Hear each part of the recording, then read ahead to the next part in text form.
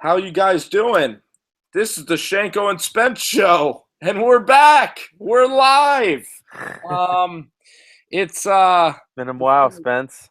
it's been a whirlwind of emotion since we have last spoken to you guys. And actually, the time when we last spoke was before the Miami game. We spoke, and Yeah, I came over your house yeah, Shenko came on your big over. screen. It was great. We went down in the basement, and Yeah. it was a really, really special occasion because Eli happened to play a great second half. The Giants kept pace in the NFC East and set up a showdown yesterday. I mean, Old gold, man. I've been telling you for the past month and a half. You haven't listened to me. I'm hopefully now you're gonna start listening to me that our New York football giants are dead in the water. There's no way they're gonna make the playoffs. This is one of those games that yesterday it's very routine that we had to happen. Our defense blew it for us once again. It was a great and all the hype going up to with this game with ODB and Josh Norman.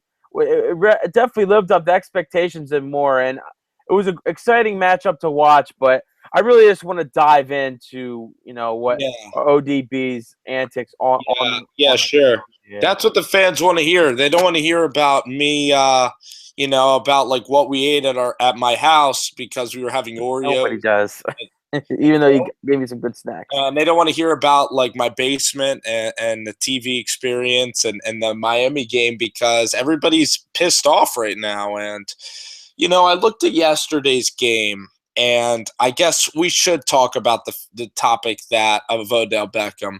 I believe that if Absolutely. Odell Beckham just kept his composure and played football, he's so fast that he was beating Josh Norman on plays. And I kind of wish that Odell Beckham was not jawing at Josh Norman, and instead he was running routes. Yeah, I mean, when Yeah, you watched him, like coming up to the game, the reporters were asking him what type of coverage you're going to see from the Panthers and Josh Norman, and you would expect that ODB would be like, oh, it's going to be one-on-one coverage most of the game leading up to this. Once Panthers were strategizing for ODB, they were more looking for a cover three, more like a drop back, and hopefully play a zone coverage to be able to confuse ODB. And I feel like for the first half, he was non-existent in that first half. They were definitely getting to his head. ODB was getting frustrated. He definitely was getting intimidated by the Panthers, especially there was a report coming out saying that there was a battle. They were intimidating ODB with a baseball bat, and he was just getting very intimidated. And he's one of those big guys on the field that his ego is higher than the galaxy above, and it's just one of those unfortunate situations to happen for the New York Giants. And I just want to take your take on how ODB handled himself, especially you could see every single play he was going after him at his head. Especially the one play where he led with his head, with his helmet, the crown of his helmet. yeah. Very dangerous. Can definitely get somebody really severely hurt. And I'm very disappointed. I'm very disappointed as a Giants fan, but I want to get your side first Yeah. before I really dive into really what occurred for me yesterday. Okay. Well, I was having a discussion with my friend from Philadelphia who's actually an Eagles fan, and it was an interesting debate, Shenko, that I think that you'll enjoy hearing. He said if Josh Norman played for the Giants and was a defensive player that was very talented as he is, he's very athletic, Norman.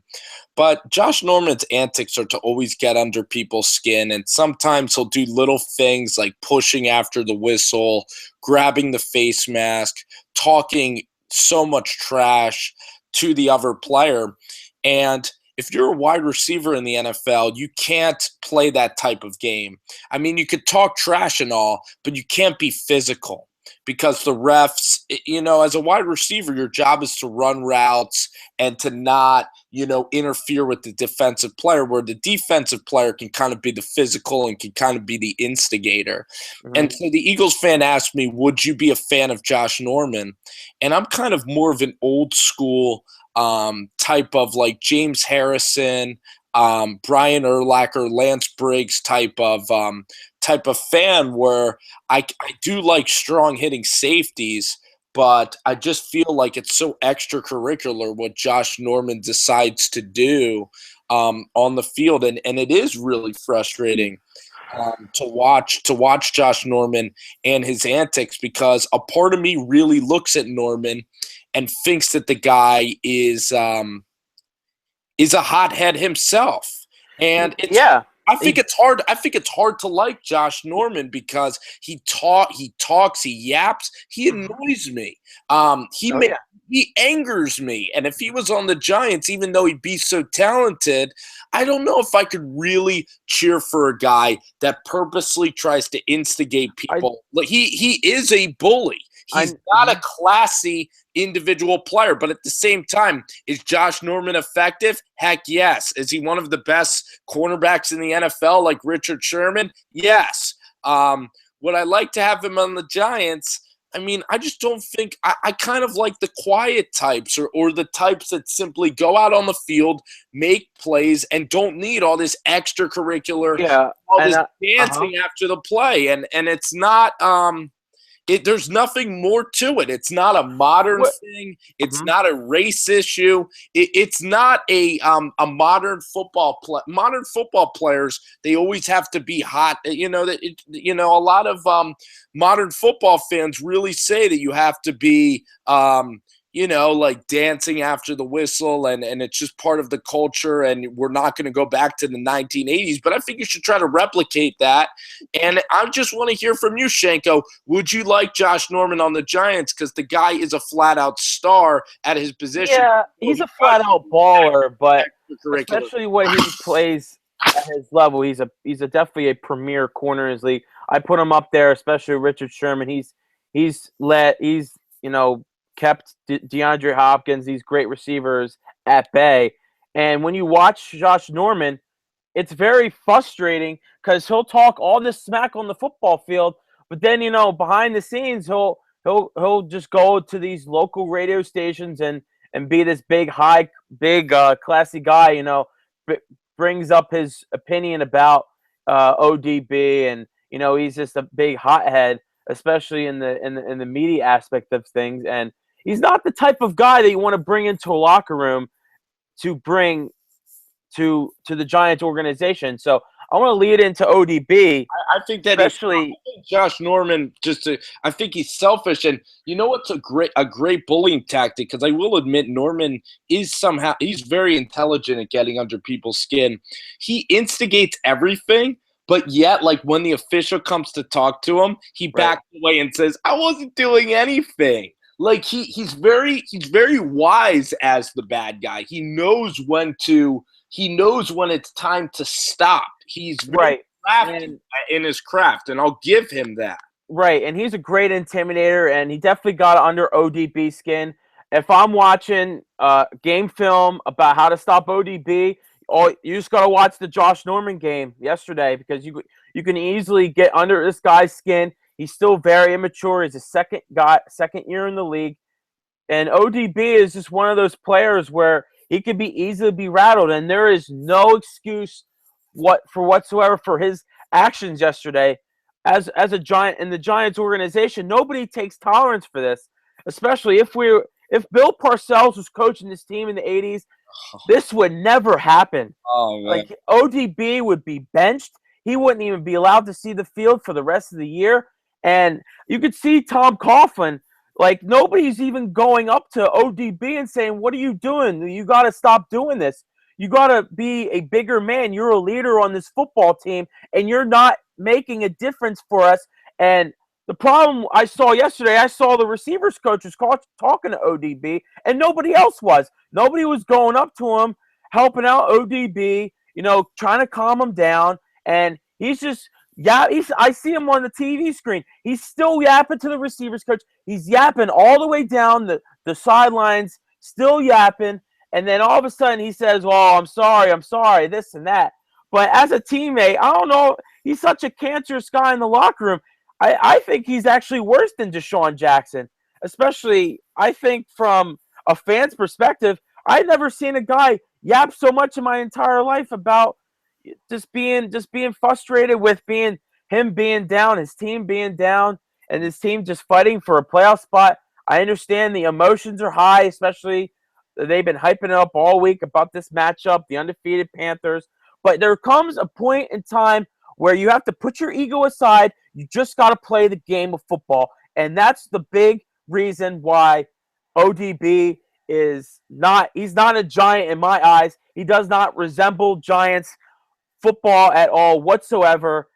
You could tell Tom Coughlin is 1 foot in, 1 foot out.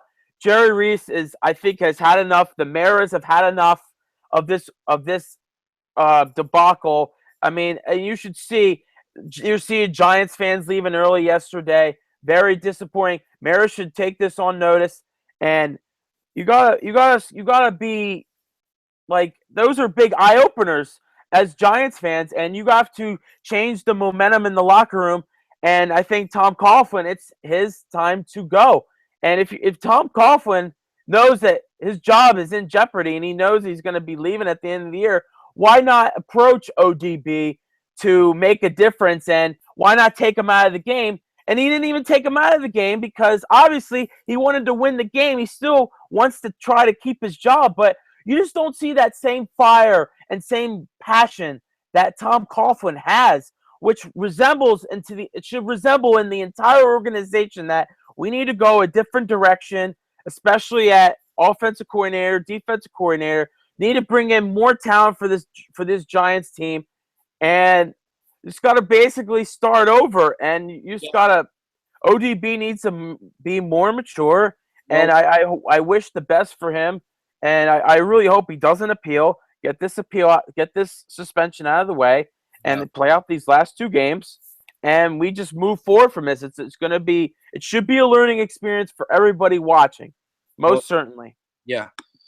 Well, Shank, your character and your team is really defined by four players. Your leaders on the offensive side of the ball and the defensive side of the ball. And a lot of people on social media will say, well, Lawrence Taylor wasn't a Saint either. But Lawrence Taylor made plays. He still played the game. He hit hard. He let people know after he made a big hit. You're allowed to trash talk a little bit to your opponent, but literally going out Not to what he did yesterday. That was uncalled for. but literally going out there and just running routes or just running into Josh Norman and trying to grab his face mask and fight. Odell Beckham's the most valuable weapon. He needs to be running football routes. And there is no leadership on this team. There's no player to No hold identity Odell Beckham's emotions. And whatsoever. literally, I mean, Tom Coughlin's never had to deal with the type of star that Odell Beckham is, and the problem is that he was hyped after his catch versus Dallas. the Dallas game. Before the game, he does all these circus show catches. Everybody in the media just drools over the kid, and eventually you're going to get big-headed. It's just impossible in this age of social media. It's a very individualistic sport. Everybody loves stars, and that's why Odell Beckham is the way he is. It's just very frustrating, though, because the Giants are supposed to represent a classy team, a team that is a no BS type of no nonsense type of blue collar football team. And I'm sure that Harry Carson and all those guys watching the game yesterday, Amani Toomer, even Hakeem Nicks that has played the game, Ike Hilliard, Mark Bavaro, these football players, they must have been shaking and nodding their heads saying, this is not the organization that we create here. We didn't create guys that put themselves above the team. And that's exactly what Odell did. He made it his show. It was him versus Josh Norman. It wasn't Giants versus Panthers. It wasn't catching footballs. Andre Johnson is one of my favorite wide receivers and people in the league because he quietly just gets the job done. Larry Fitzgerald. These are my favorite type of receivers, and it is Jerry Reese's fault. Like, you do need to understand what kind of person you're bringing in from Baton Rouge and from Louisiana State. You know, the Giants culture. We don't house the Deshaun Jacksons and guys that are just dancing all over the field and kind of acting like divas. And I know that Odell Beckham has showed signs of maturity. The fact is, though, I want a grounded pound tough football team. And Tom Coughlin, although he's never had to deal with a superstar, Eli Manning, no, they're not used to dealing with a wide receiver like Odell. And I'm sure Odell is like, when he's in the huddle, he might be, I don't know this, but he seems like the type of guy that would literally go up to Eli and say, hey, I'm open. Hey, I'm open. Even after the Giants, like, say Will Tye catches a first down, he'll probably still go back to the huddle and say, hey, I was open, you know, and you just can't be having those. Did the same thing in 07. It's one of those things. What? It's Plaxico probably did the exact same thing in 07, and these big guys, they try to get these big egos. They think they're bigger than all world. That's why guys like Terrell Owens never made it out with one team for a long time. Randy Moss didn't last with one team for a long time, and they just kept being these journeymen. Even though they're Hall of Famers, their ego's too big for the game. Chad Ochocinco is another example. Ego is bigger than God. Chris Carter, God's great. Like, Chris Carter didn't stay with the Eagles. What's that? Chris Carter didn't stay with the Eagles because he was getting into trouble and he thought he was above the law. Yeah, exactly. And he got into a lot of problems, and which led him to Minnesota and to turn away his career. But a lot of these guys, you know, they want to be, like you said. So, big on social media. They want to, they want to wear Christmas present, shoes like Odell Beckham does, and they want to wear all this gadget stuff and be all cool.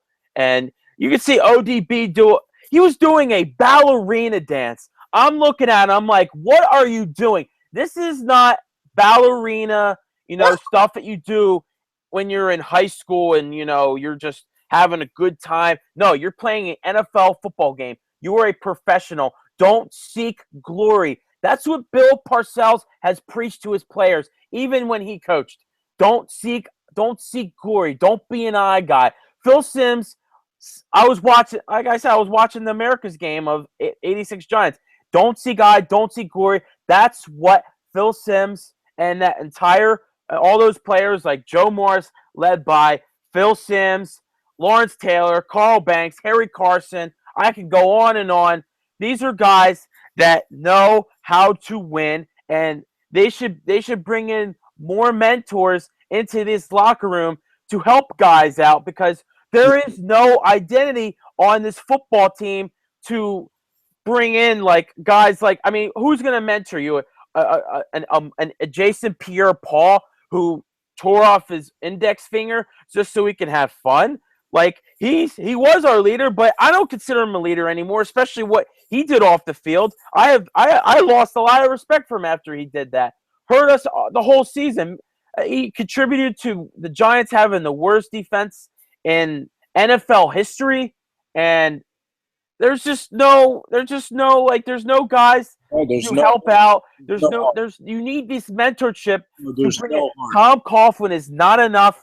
You could just tell he's just done. You need guys who want to be there, and you just need to be able to know what you need to do to win games and to be able to build a really good team chemistry around these players to make a difference in this league. Well, what's interesting is, like, as I kind of decipher into this, Deion Sanders is the ultimate, kind of show-offy type of shutdown corner, and he kind of reinvented football. And I think that, like, if you're out on an island like Revis Island or like Richard Sherman, if you play one-on-one coverage like that, you might have to kind of take that attitude of, because it is a very individual game. It is you versus the wide receiver at that point if you're playing man. So so Shenko, I want to ask you this. If you're a cornerback like Josh Norman, like Richard Sherman, Is that more acceptable from those players to kind of act to kind of be me guys because their position requires it? Whereas if you're a wide receiver, you need to have chemistry with the quarterback. You need to block for your wide receiver. So how would you compare like a defensive back's mindset to a wide receiver's, and do they differ? Because people really do give a lot of credit and credence to Deion Sanders' career and his style of play. Well, it's one of those things where it's still a team game. Everybody, you have 11 guys on the defensive side of the ball. Everybody has their Everybody does have their own individual assignment, but everybody out there is going to give their heart for one another, and you can't really call it an individual sport. I mean, yeah, you can. I mean, okay, you could call it individual because you need to know. You have to study film from whoever you're playing that week. What are his tendencies? What are his strengths? What are his weaknesses? Then you can go off and you can play your guy off, and you could just play to his game, or be able to try to shut your guy down, or you could just study everybody as a whole, as a team standpoint. Study their wide receivers, who does well in certain, who runs better routes, who has speed, who is a better route runner, who has better hands. That's what you should look for as these guys like Richard Sherman and guys like Byron Maxwell be able to shut down these guys. And everybody has to be on the same page, because everybody on the defense is communicating. Oh, like motion, or guys are just looking around and saying like, where's the play gonna go, and strong right, strong left. Where we got to watch out for what like maybe a great running back, whoever you're playing this week, or Yeah. something on those lines, to be able to help you out, because everybody's there. It's a team game. There's certain aspects that you can say that you can look at individuals, like the traits of how can I stop this guy, like in a certain way that maybe this other guy didn't do. So yeah, to answer your question, that's basically what you need to do. You're still on a team. You're still a professional. You still need to learn learn from your teammates. You need to help your teammates out if they are struggling, to be able to make a difference in your whole defensive mechanism, and that's Yeah. what you have to do in this league to be successful. Yeah, what's Yeah. interesting is that we talk about culture so much, and in Philadelphia, especially since you go to college at Temple University, a lot of people will talk about Chip Kelly and about culture, and how like LaShawn McCoy and Deshaun Jackson would go out to nightclubs and be drinking and think that they're all about themselves over the team. And my question too is like, I would prefer a team where you didn't have like any me guys, where everybody just kind of bought into the same degree. And even though we live in this social media era where we give, where we hold celebrities up to so much higher of respect than we did in the 1990s and 1980s, I just don't know if you could field a team without like without any egos, and really be successful, because the best wide receivers and players that seem to be coming out now in the social media era, you can't just kind of get rid of talent. And I'm not really addressing your point, but I kind of want to ask you a question that not a lot of other radio shows are really bringing up, and it kind of sounds ridiculous, but what would you want if the Giants were to get rid of Odell Beckham? Because the Giants kind of I want them to resemble a hard-nosed football team, a blue-collar team that runs the football, that's really tough within the trenches. And Ben McAdoo is calling such a soft and finesse game plan of kind of like this aerial raid offense of just airing it out like 35 to 40 times. And that just doesn't represent Giants football at all, with all these little cute screens and whatnot. I'm ready to just get like a running back and just smash people with our offensive line and overpower people. And I just think that Odell Beckham and this whole culture that we have here is a little skewed, because it doesn't follow the tradition. It doesn't follow the history of our team. Mhm. And I would definitely, personally, look for a new head coach that after Coughlin is gone, that kind of preaches again like this blue collar mentality. Sense. Really, Yep.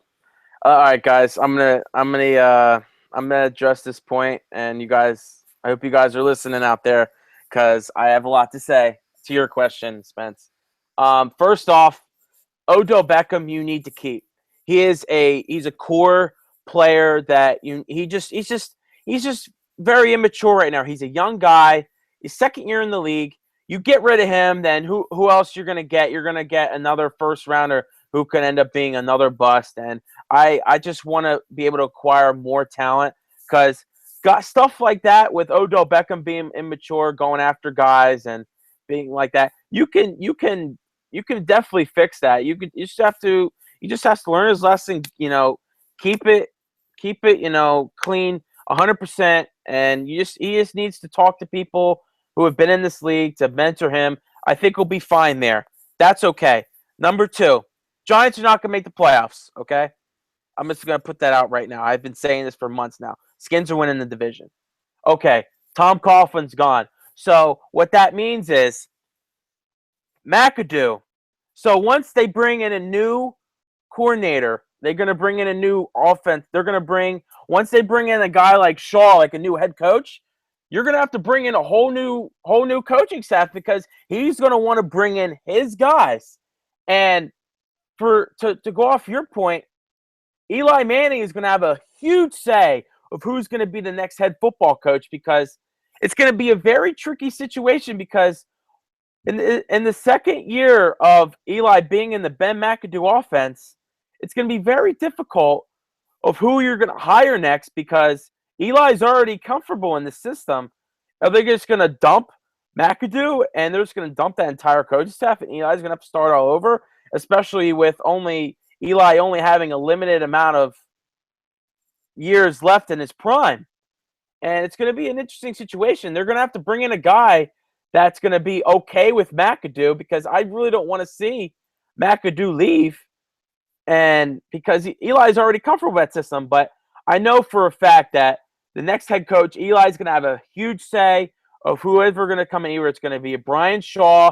I've been hearing reports that John Harbaugh might be interested in the job. Maybe even a Sean Payton. I love to be able to bring in these guys who have won before in this league. I don't want a guy off the streets like a Tom Sewell who has no head coaching experience, has not won the big game.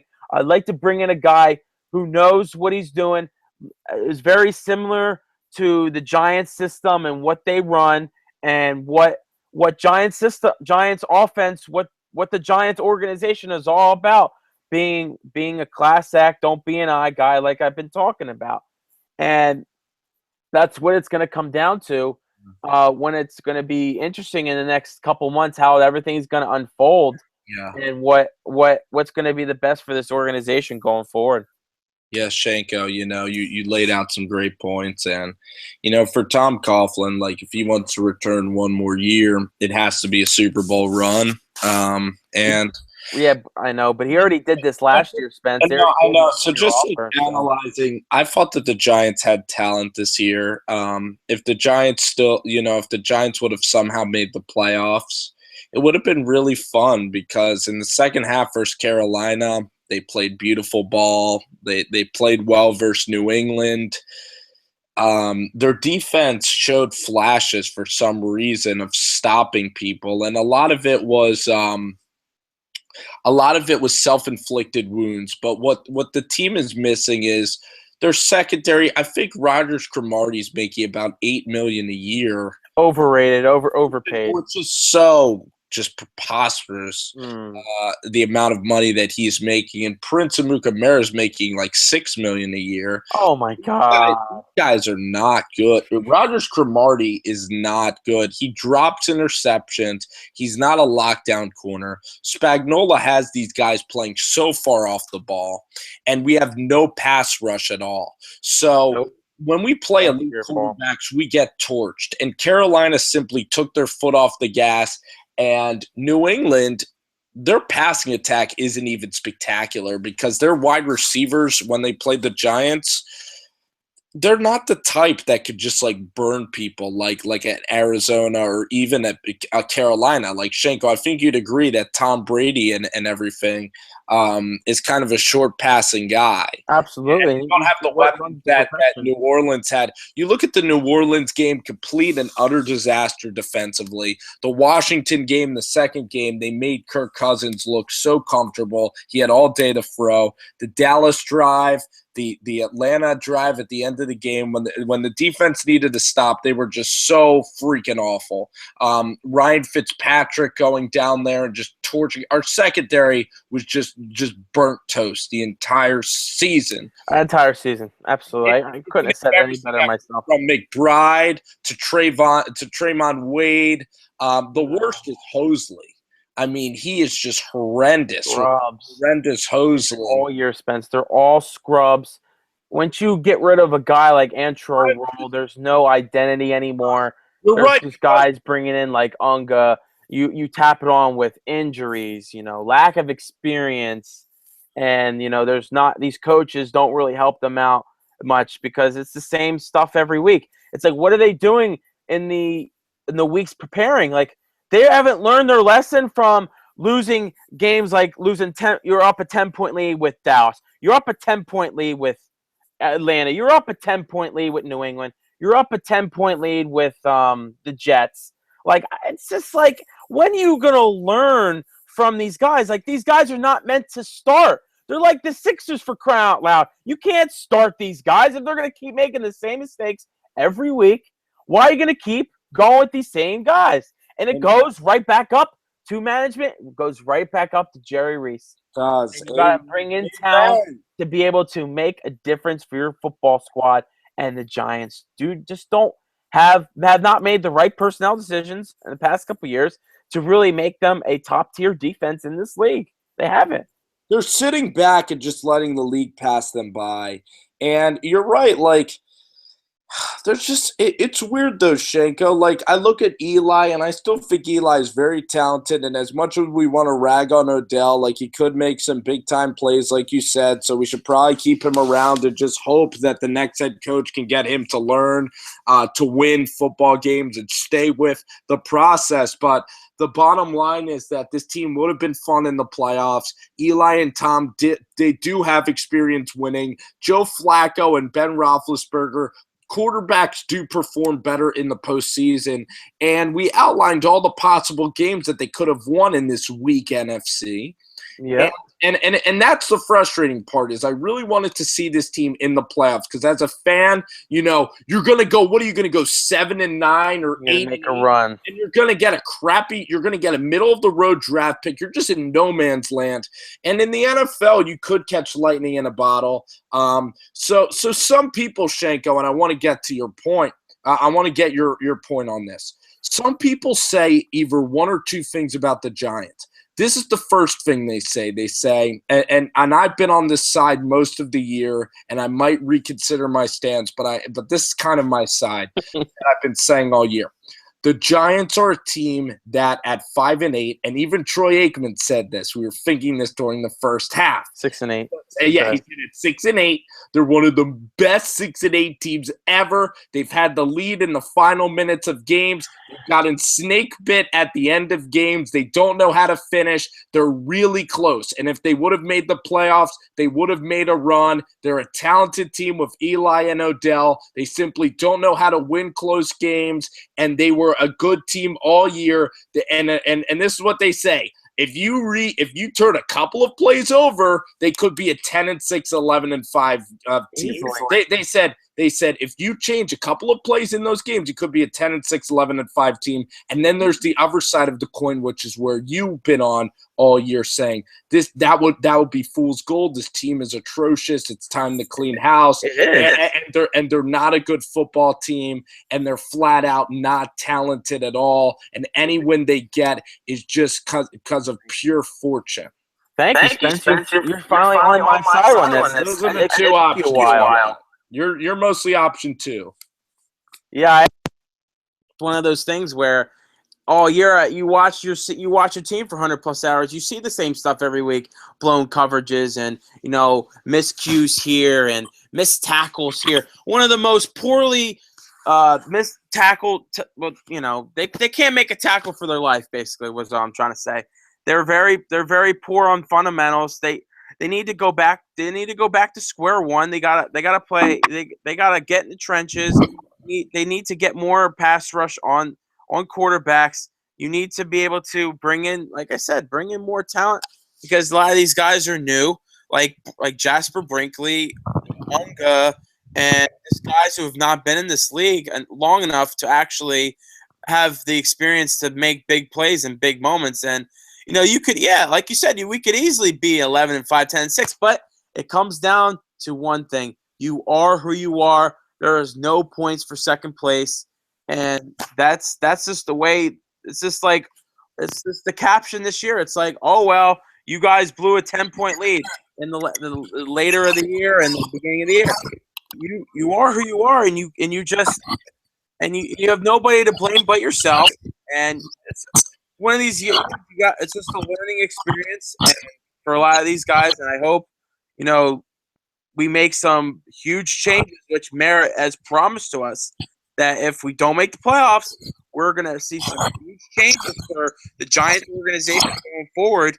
And I'm looking forward to seeing what he has up his sleeve coming up in these next 2 to 3 weeks, especially the last game of the year. Tom Coughlin will be gone, and we're going to be bringing these guys in, hopefully guys who have been in this league long enough, like veterans, be able to help these guys out, to be able to bring back an identity to the Giants, to be able to bring in a winning personality again, that winning vibe, so Eli can possibly chase his third title, and so we could finally put him in the Hall of Fame conversation, and we can, witness that Giant journey again to be world champions. He is a Hall of Famer. Everybody says Eli sucks in the regular season. They say he's awful.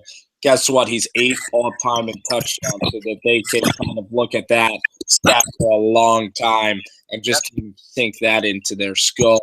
The people that don't think Eli's a Hall of Fame quarterback because he beat Tom Brady in the Super Bowl twice. But I could go on a tangent about that for a while.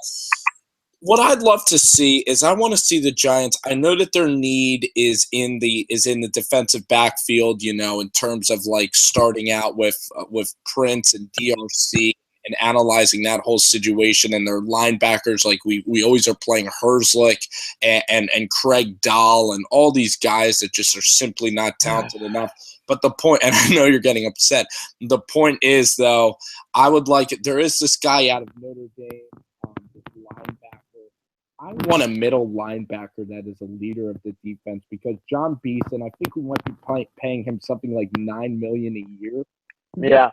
He's a very smart guy. Like, I like John Beeson, but you can't be a leader if you're not healthy and playing. And every year it's the same story. It's very sad. It's very sad that he gets hurt. But you need an anchor. I want a new head coach. And Mark D'Antonio is clearly my number one choice. We're gonna see him play Alabama, and Michigan State. They don't exactly take in 5-star talent, but they coach them up tremendously. And they're in it every single year, Shenko. They play hard, gritty, hard-nosed football. Great defenses every year, are in, the conversation for Big Ten championships. He would be a phenomenal head coach. Great personality, very nice guy, can handle the New York media. So I would say D'Antonio might be up there. David Shaw is decent. He had Christian McCaffrey. Again, preaches a system at Stanford. Stanford's another program I respect. Their players don't get into trouble. I could clearly see a Stanford guy like David Shaw coming in, and he'd be a very, very nice fit with the Giants. And then here's kind of an outlier one, is Nick Saban. And Saban, and Saban is a guy that is a tremendous football coach. And in Miami, he almost got Drew Brees. If he wins in Alabama again, there's nothing for him to do in college. Like, literally every year he doesn't win a title at Alabama, the fans in Tuscaloosa are going to be down his throat because pretty much he set the bar so dang high. And the one thing he hasn't done is beat his mentor Bill Belichick at the pro level. That's the one thing that people will criticize him over. And Nick Saban would make our defense just fantastic. He specializes. His specialty is secondary. He played safety at Kent State. So those are just a couple of names to think about. But I would definitely get an anchor of the defense, a middle linebacker, or some guy that's just a tremendous character guy with first-round talent. Yeah, and to speaking off what you said about, we need that anchor, that middle linebacker presence. I'm gonna go to my home and proud. I'm just gonna go with my guy, Tyler Medikevich. He's that anchor that we need. He's the Temple Owl. He's a senior this year, 6 foot, 232 pounds. This guy can fly all over the field. Led the league in most tackles in the league in all FPS. Played an outstanding year. Leader on that Temple defense who gave up an average of about 15 to 20 points per game. Outstanding. Just turning around that Temple organization, that whole franchise, be able to be ranked again, beating Temple, beating Penn State, who we haven't beaten since 1941. And I think, to be able to get a guy like Medikevich, to be able to bring in this guy, Joe, I absolutely would love to have him in the second or third round. It would be an absolute great deal for us. And I just love the kid to death. I know I might be a homer, but he's definitely a great player to watch, especially when I go to a lot of his games. But to go off another your point, Nick Saban would be a great fit for us, but I just don't see how he can translate himself to the NFL level. He hasn't proven it, especially with Miami. He just doesn't not know how to handle the NFL from week to week. He's definitely so comfortable in that Alabama scheme. He's just it's so easy to recruit for him, always getting the top 10 recruiting classes every year. But maybe I'm wrong. Maybe you can prove me wrong, like Pete Carroll proved me wrong when he went to Seattle coming out of USC. Because I remember Pete Carroll when he first started out in the NFL, he was started out with New England and went with the Jets. He was a very mediocre coach. Could never get over the hump. But who knows? Maybe Nick Saban can learn from his previous mistakes, just like Pete Carroll did, and maybe can make a big run for the Giants going forward. Maybe it could be like how Pete Carroll melded the Seattle defense. Maybe Nick Saban can mold the defense, their Giants defense, to be able to be one of the best in the league. Maybe it's a mirror image. We'll see. Well, Shenko, Nick Saban is a guy that would want authoritative control over general manager, and that's where David Shaw and D'Antonio are guys that'll probably fit better in terms of they won't ask for power like Chip Kelly did with the Eagles. And because Nick Saban will probably get restless, and at Alabama it is kind of like a dictatorship where Saban does call the shots, so he is very comfortable. And in a city like Indianapolis, or even if he wanted to go to Tennessee, I think in those franchises that haven't really won at those two cities, I think Nick Saban would have a much better chance at getting full control. And plus, you have a quarterback that you can groom for a lot of years in Andrew Luck and Marcus Mariota. But now we're going to call this segment here, and we have about 5 to 10 more minutes of this show. I'm having a great time with you, Shank. This is awesome. This is called the Trim the Fat segment. And I'm looking at 4 running backs that we have in stable, and none of them are spectacular. We have Shane Vereen. We have Rashad Jennings. We have Andre Williams and Orleans Darkwa. Jennings is the highest paid out of them. And then you have Shane Vereen, also high paid. And Andre Williams and Darkwa are still under their rookie contracts. So, I guess I can go to you with this question. Do we need all these running backs? No, absolutely not. Offense, what should we do? Should we stay with the same offensive line that we have for this draft? You've watched the offensive line all year, Spence. That's kind of a ludicrous question coming out of you.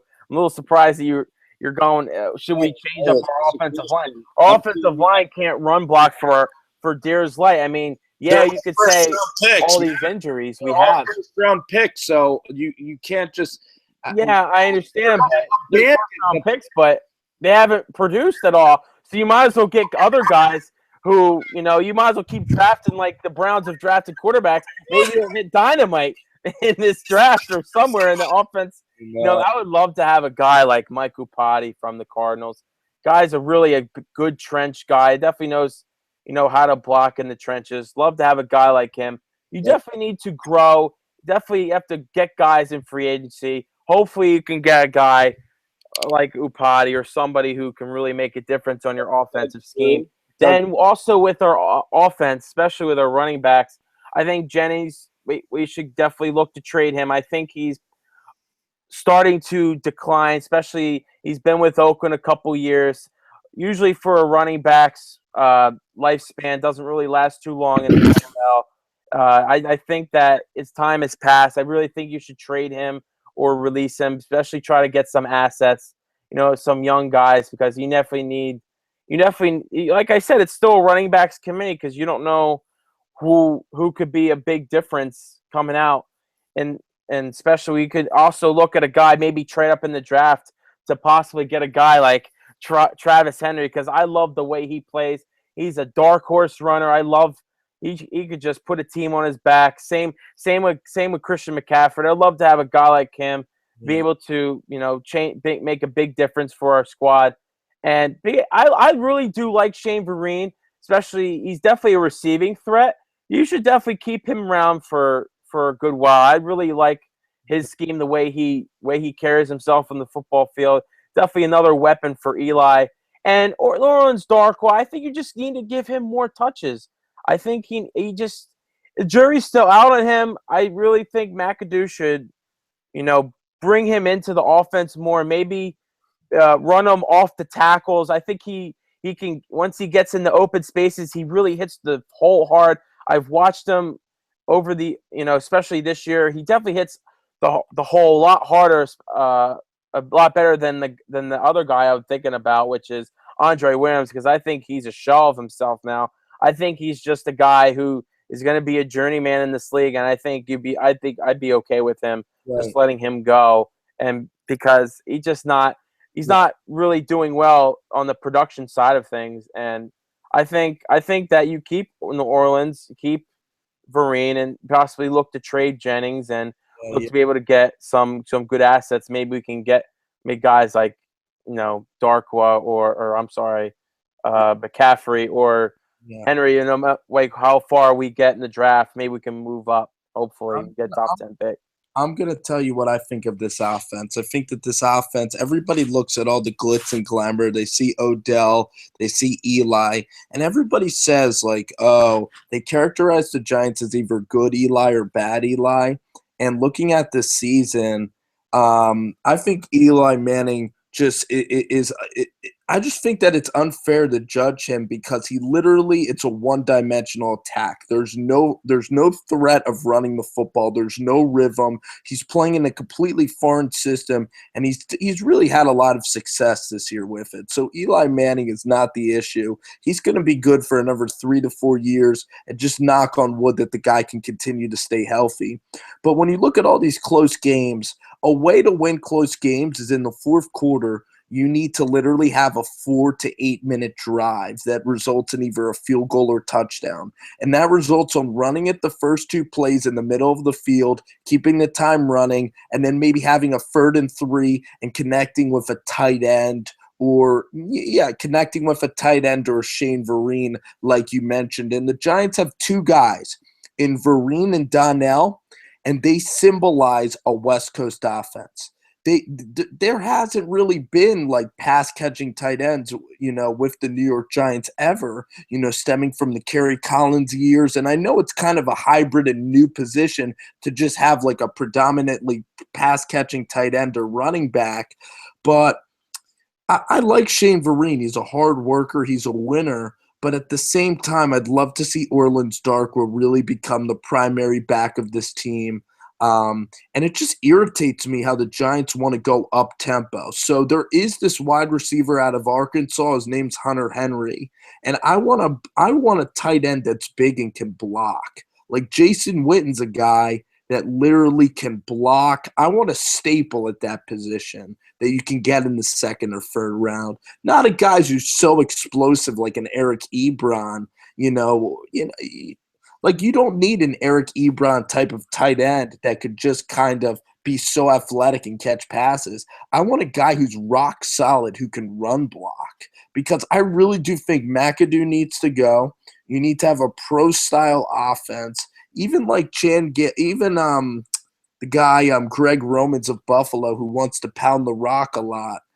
I would respect that. And then Eli Manning doesn't have to throw the ball 40 times a game. We can do 3-step drops with Eli, quick slants, and hopefully Odell will be okay playing in that system and not complain because I know that a lot of fans will say that you're not utilizing him. But I'm not about the stats. I'm about winning games ugly. And the Giants, with their up-tempo play this year, Shenko, I mean, it irritated me a really big deal.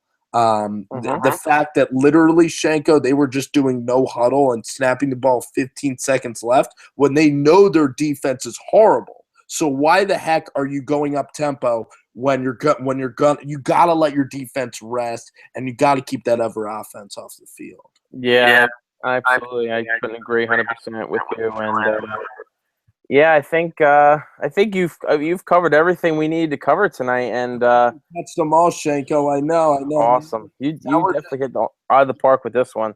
Now we all did. Now we're just pushing, like now. I mean, it could be interesting. I'm enjoying NBA basketball again, Shenko. The New York Knicks are a team that I love. Porzingis, Derek Williams. That's a basketball team that's really fun to watch. And I know that in the future, Shenko and Spence's as we head towards the end of the year. I mean, unfortunately, those Giants are going to be getting out those golf clubs and fishing rods. They already planned it out to go. I guess we're going to have to play the basketball, dude. Know it. That's what's going to happen. Yeah, I mean, they asked for it. You are who you are. So, I mean, the nobody to blame but themselves. They put themselves in this spot. No excuses. I can't wait. We're going to do some things with this show, though. Like, as I mentioned, if you could see right here, I'm going to show the viewers this for our last couple of minutes. I have installed some, USB cord or whatever the heck the cord is to the television, and we're going to try to get Matthew Shin. And again, you know what?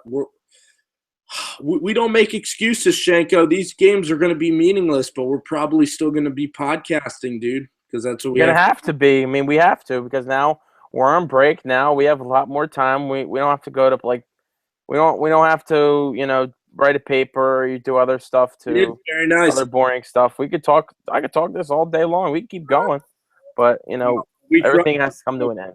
We crushed it, man. And absolutely. Happy trails.